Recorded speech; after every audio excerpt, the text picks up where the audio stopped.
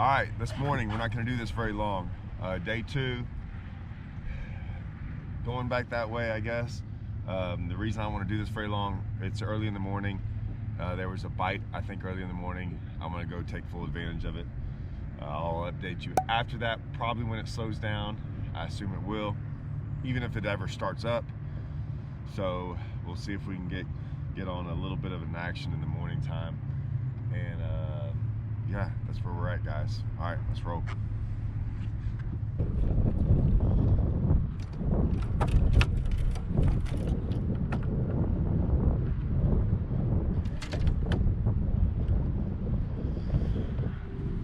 Well, that's it for day two. I didn't say a lot because I didn't do a lot. Went on a swim jig, went hours without a bite. Went down to the lower end of the lake. Ended up, I did catch one big smallmouth, caught another smallmouth, caught another largemouth. Both those I don't think were keepers. Caught one big catfish, a couple big drum. I think there's some smallmouth to be caught. I will say this though,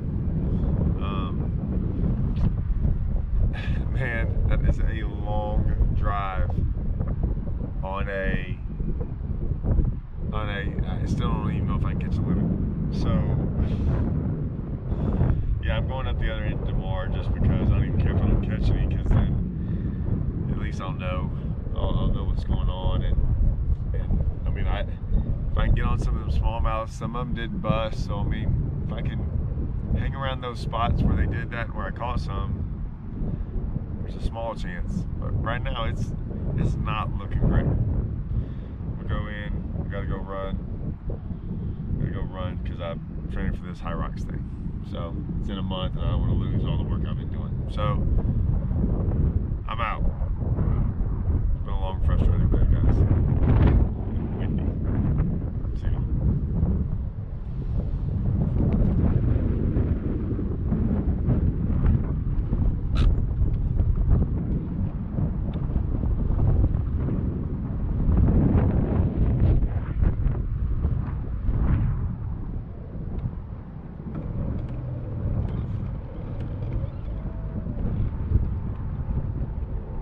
All right, Wheeler Lake, Toyota Championship.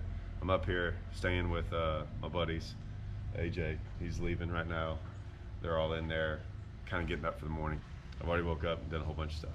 We stayed up last night watching the election thing. So this is our day off.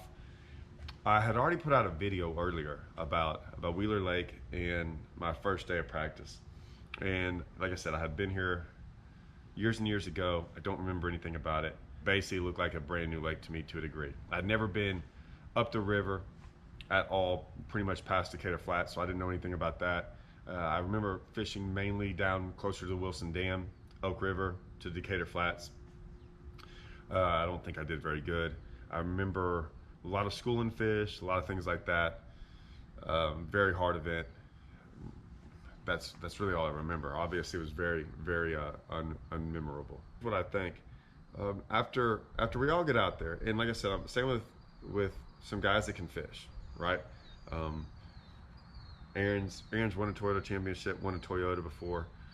Blake's made a bunch of top 10s this year in the Opens, and last year and the year before. Marshall just qualified for the BBT. He's gonna fish that next year. So I mean, we got a pretty good group of guys that have all won big events.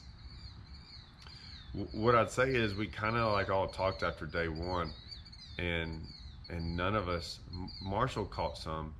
He said nothing really big. All of us, the other three of us, struggled really bad. I don't think any of us had a limit. We're all from Rayburn, so we all kind of know how to grass fish. And when I say Rayburn, we fish Rayburn regularly. In Toledo, Texas, Louisiana, stuff like that. So grass is we're at home in grass. Now this isn't grass we like to fish. This is, I don't even know what they call it here. I've seen it on, like I said, I mentioned this earlier. I've seen it on Amstead, not Amstead. I think a little bit on Amstead, but a lot on Choke. They don't really like it. Here's what I'll say about grass. There's grass like hydrilla. Fish flock to hydrilla to live in it.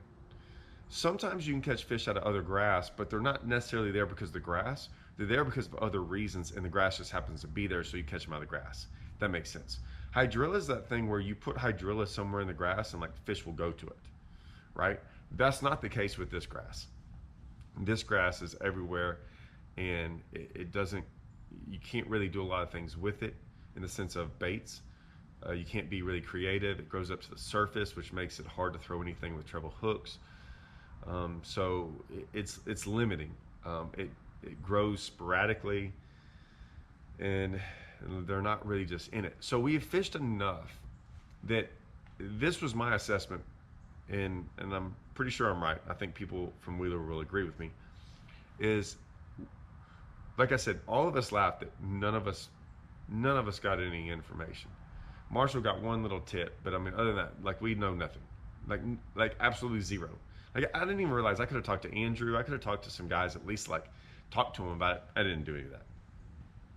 So when we got here, like we tried to make the flats happen and these different things. And I'm like, hey, after a while, I was like, we're too good of fishermen to not get any bites. Now we eventually got some bites. I got some bites early that morning, and then after 9 o'clock, I never had another bite. And I was like, okay, it could have been a timing thing, but either way, not to get a single other bite. They had 2 or 3 bites, something like that. I mean, nothing.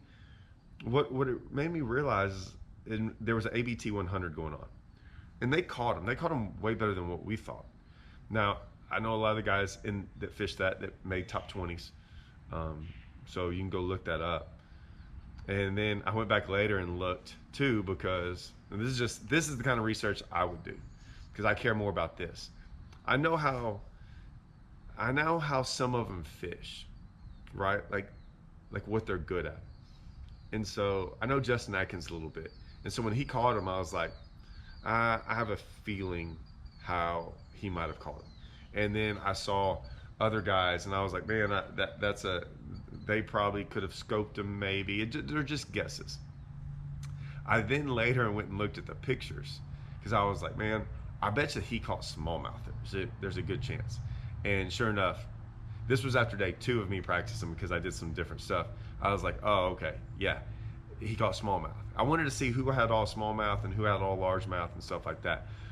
What I think, and from what I've seen, is after day 1 and then day 2, I haven't talked about day 2, but day 2 I didn't get very many more bites, but I did figure out some smallmouth things, and I was like, okay, I understand the smallmouth thing. And so when I saw Justin Atkins have a bunch of smallmouth, I was like, okay, I was kind of right on that.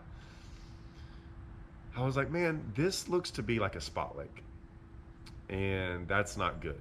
And what I mean by a spot lake is, it doesn't look like you can pattern fish this lake very well. It doesn't look like you can just fish around the grass. Like Guntersville, I could fish around grass. Pickwick, I can fish around grass. So many grass lakes I can fish around and then figure out a pattern within the grass and then run that pattern. Now, I'm not saying every single time I stop I'm gonna get bit, but like I know what to look for. Didn't seem like this is the case at all. Now, I could be wrong, but this is just my assessment of Wheeler Lake.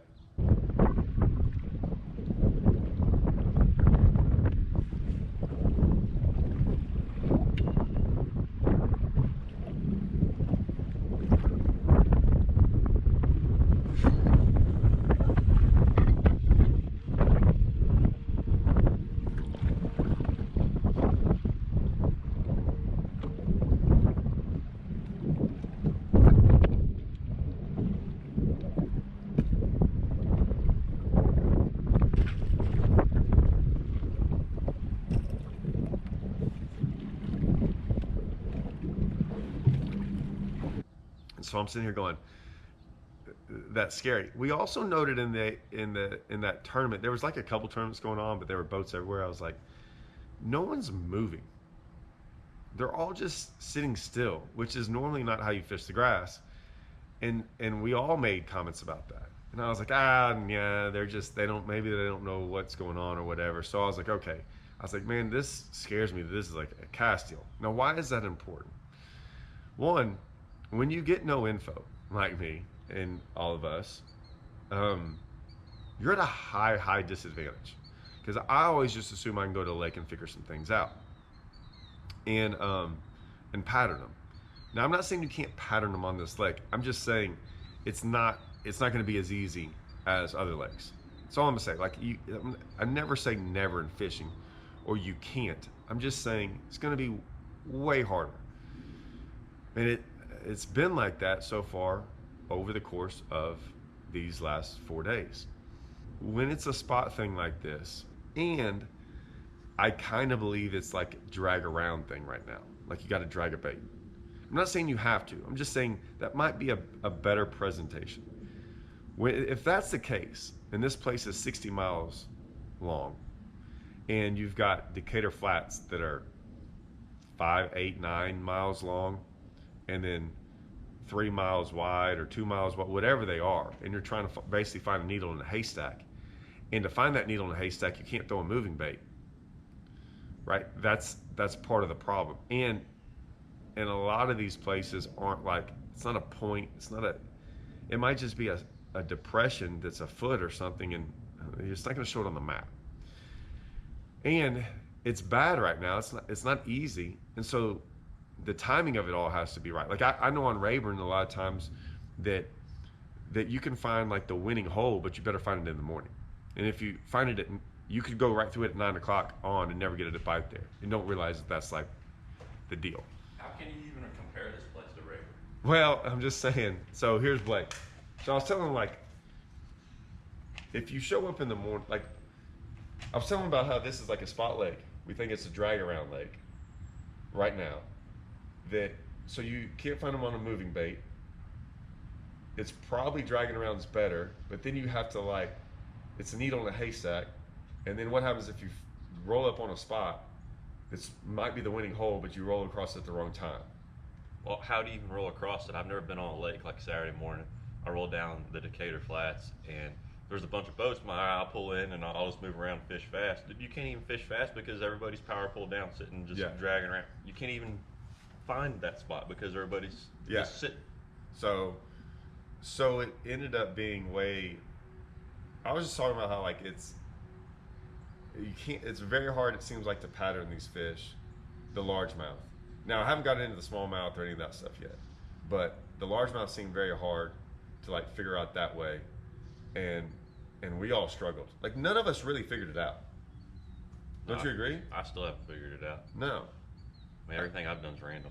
It's random. It's always random. Like, it's not a surprise when you catch one. It's just a surprise that you can go 3 or 4 more hours and not get another bite.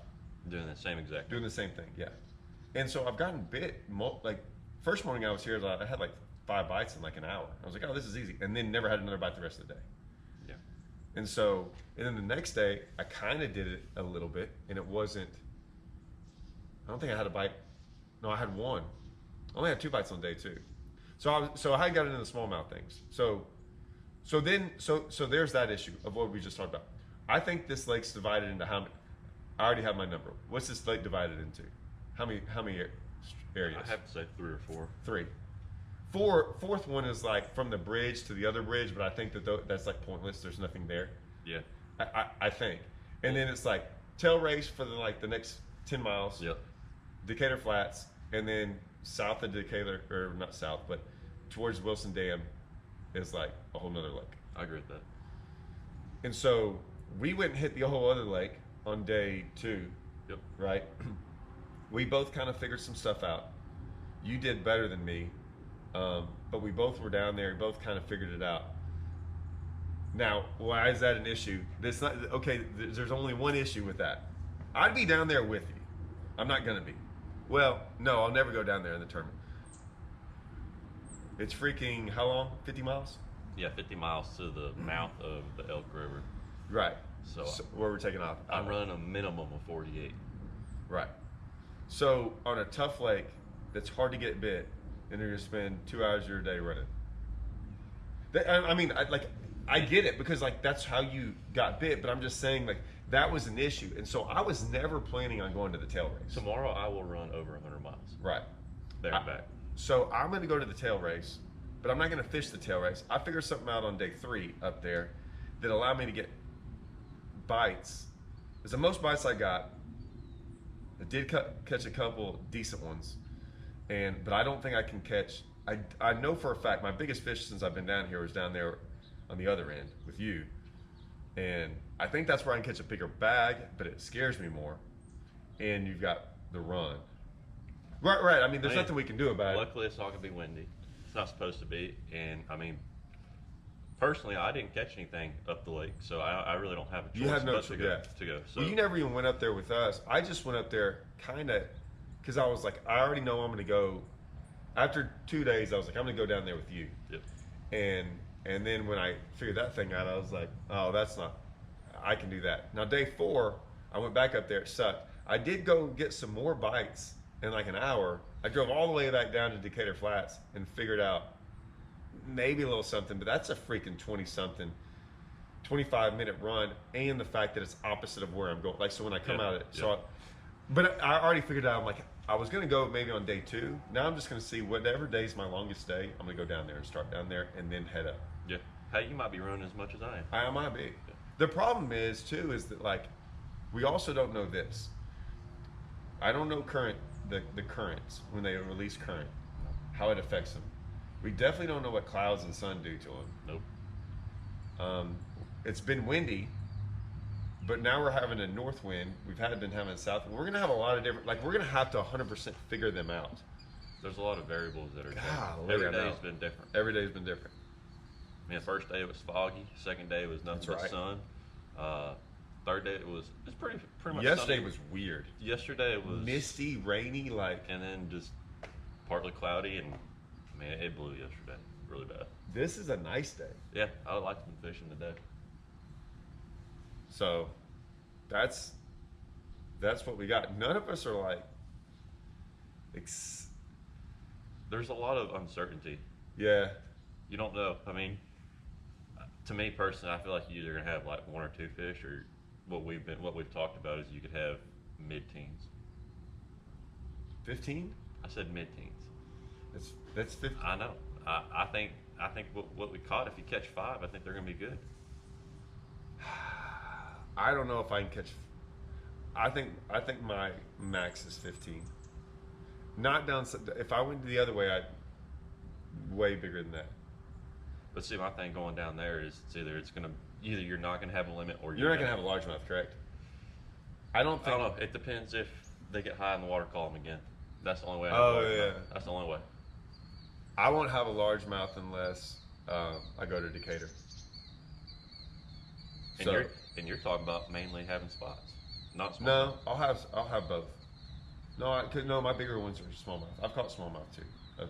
So like it doesn't really matter. It doesn't really matter which one.